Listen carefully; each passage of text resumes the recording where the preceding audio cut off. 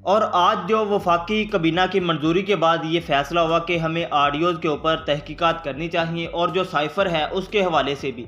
ये जो साइफ़र है इसकी तहकीकात के हवाले से FIA को तलब किया गया और FIA को ये केस सौंपा गया कि आप इसकी तहकीकात करें। अब आप देखें कि जब ये साइफ़र आया था इसमें शायद किसी बंदे को मेंशन किया गया था कि आप इमरान खान की हुकूमत को गिराने में हमारा साथ दें।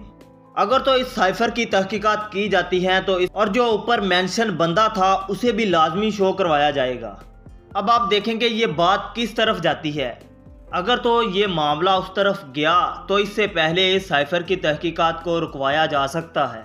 पहले तो ये पूरी PDM इस चीज़ को मानने से इनकार कर रही थी कि साइफ़र आया ही नहीं, लेकिन इनकी हुकूमत में 2 बार कौमी सलामती कमेटी का इजलास भी हुआ और उस इजलास में ये चीज़ कन्फर्म हुई कि वाकई में अमेरिका की तरफ से ये लेटर आया। अब आप देखेंगे ये जो बताते